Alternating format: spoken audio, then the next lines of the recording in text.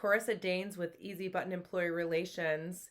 Coming to you today to talk about something that I've been hearing a little bit more lately and just wanted to kind of get it out there and I guess maybe have a conversation about it. So I'm hoping that I can get some feedback on this. But as a woman, I've always heard of, right, the glass ceiling. So the ceiling that women just like are not able to penetrate through to get into management. As a woman out in the workforce for, 30 some years at this point, I have seen that change a little bit over time, which is good. But one of the phenomenons that I've really been hearing more about is the paper ceiling. And so I'm curious what people know about this and whether they've been experiencing the same thing that I've been experiencing or I've been seeing in my profession. There's 70 million workers in the world that don't have a college degree. And so they are basically relying on what they call STAR, skilled through alternative routes. And so, many years ago, even when I was a kid, I didn't need a degree to do a lot of these jobs. And I still see that actually quite often where, I'll have an HR professional that I come across in a client and I ask, what's your background? How did you get where you got? And a lot of times what they say is started as an office assistant. And then of course, HR started ramping up and I just started learning it. And that's kind of how I got to where I am.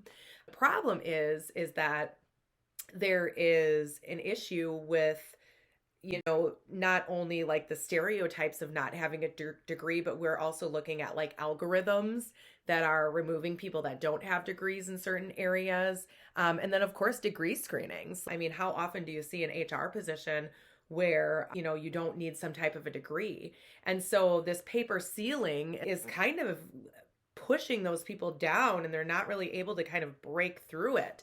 And this has been going on for a little while now, but what I am seeing slowly is that people are starting to realize that just because someone has a degree does not necessarily mean that they're the right person for the job.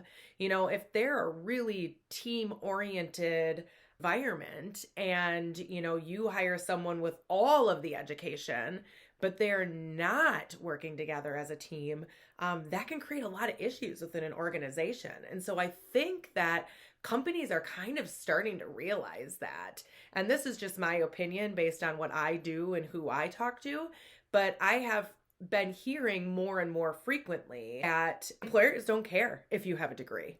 They would rather teach you the job. They would rather have the personality. They would rather have the work ethic. They would rather have the ability to adapt to an environment or, pick up where someone else left off because the other person didn't have time or had an emergency come up or whatever. That's kind of what they're looking for. And they don't really care so much about the degrees anymore. So it'll be interesting to see kind of how this dynamic shifts and plays out.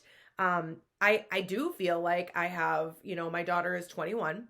So I have a lot of friends who have children in this age. And I think even a lot of them are starting to rethink what they're going to do, whether they're going to go to school. Is it something that needs to happen? Are they better off going into the trades? Do they maybe want to do, a technical college or something like that instead? And it's really, really interesting to see the shifts. I'm interested to hear what any of your experiences have been with this, one, with the paper ceiling, which is awesome. I'd love to hear from people who are in that category.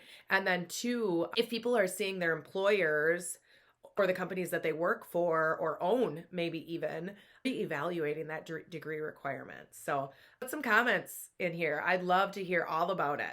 Carissa Danes, Easy Button Employee Relations, and this is Paraphrased.